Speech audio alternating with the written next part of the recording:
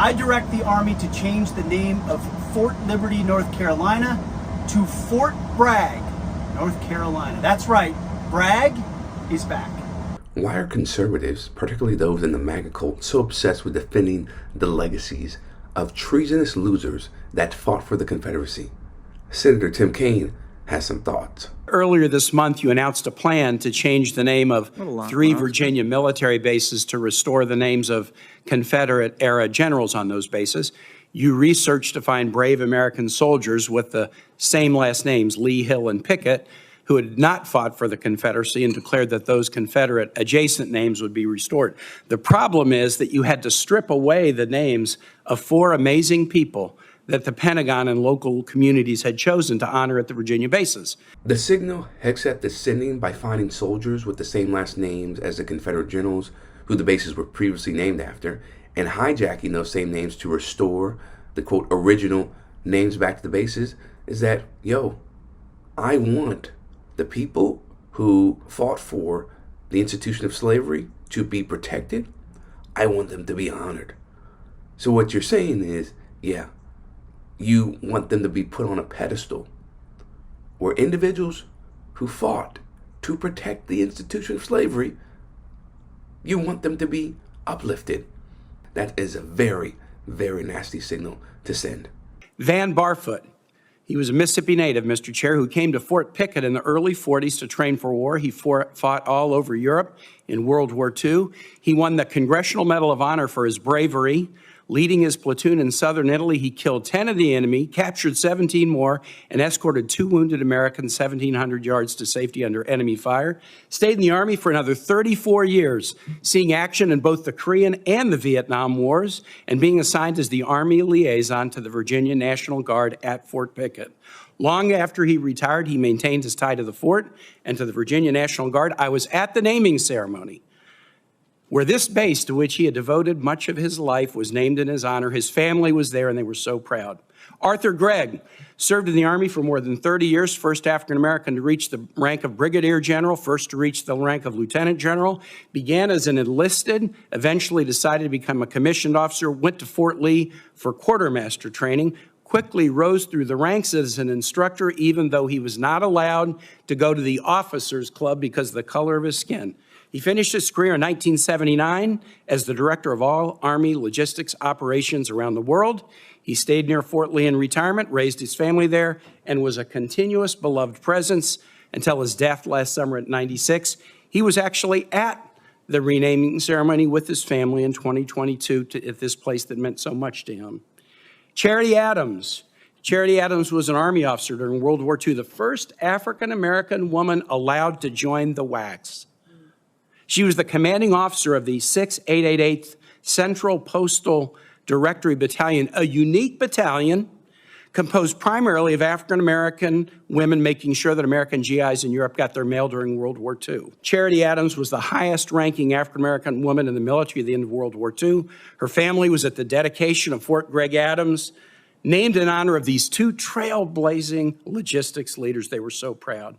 Finally, Mary Walker, the only woman ever to receive the Congressional Medal of Honor. She graduated from Syracuse Medical School in 1855. She tried to join the Union Army as a surgeon, was turned away because she was a woman.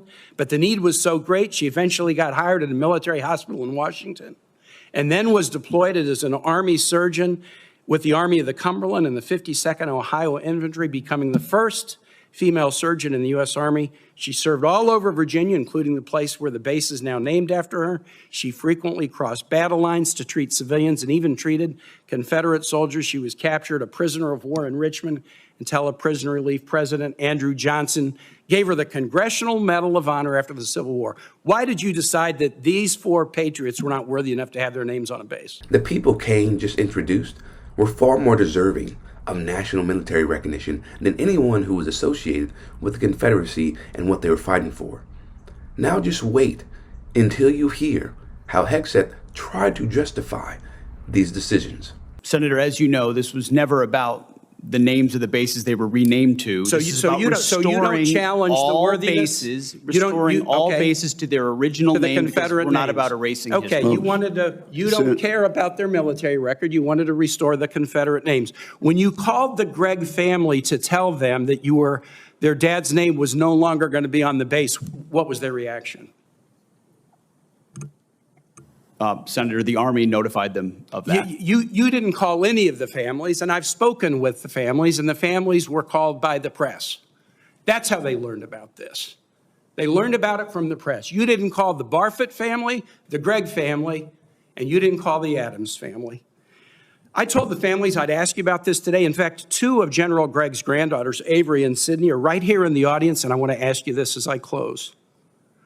While you announced that these brave men and women's names would be stripped from the Virginia bases, no orders to that effect have been received by the base commanders. In light of the patriotic service of Van Barfoot, Arthur Gregg, Charity Adams, and Mary Walker, I'd like to ask you simply not to issue the orders changing the names of these Virginia bases. These families, my Commonwealth, are very proud of these heroes, very satisfied with these names, and ask you not to change them. Will you honor these exemplary patriots and keep their worthy names in places on the bases they loved and where they served? Well, Senator, we very much thank and appreciate them for their service, and we'll find ways to recognize them, but the orders will soon be going to those bases to change the names back to the original name that never should have been changed. But you have the power to not send those orders. They haven't gone out yet, correct? Thank you. Senator, your time has expired. The non-answer by Hegseth is on brand and not surprising, right?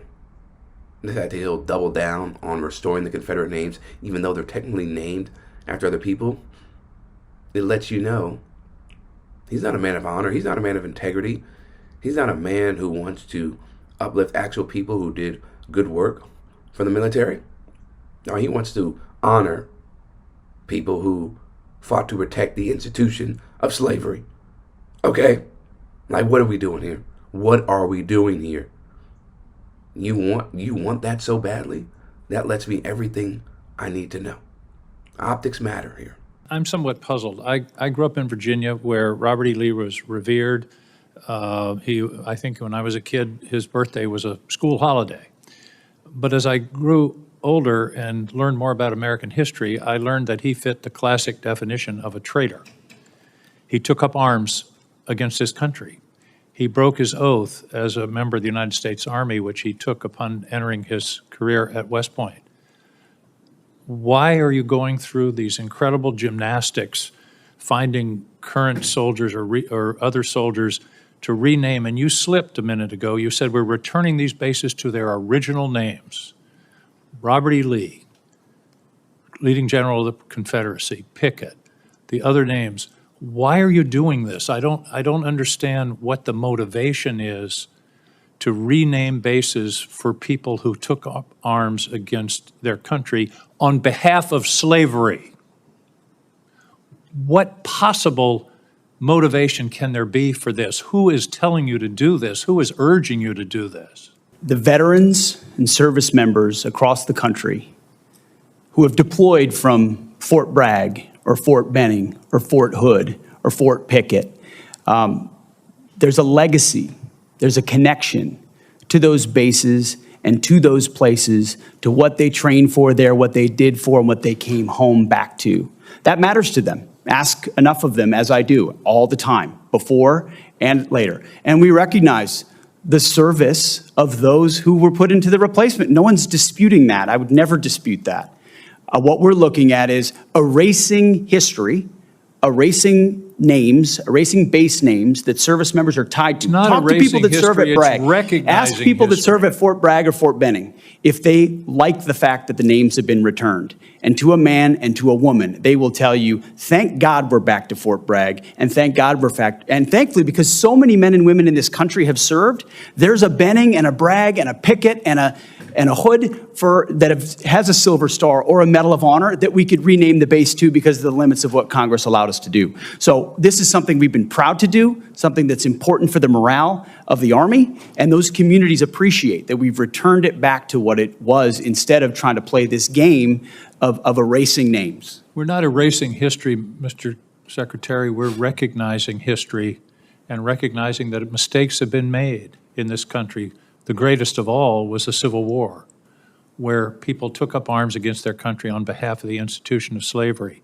And to continue the practice of recognizing those people and honoring them by the naming of these bases is, I believe, an insult to the people of the United States. Listen, Kaine and King are not progressive by any stretch, yet they still recognize the generational trauma associated with honoring Confederate figures. I mean, especially when it's just an arbitrary name of a military base. Imagine, the fact that Hegseth was so adamant about restoring the Confederate names, it's disgusting, to be honest. For HQ, I'm Chris Williamson. We'll see you next time.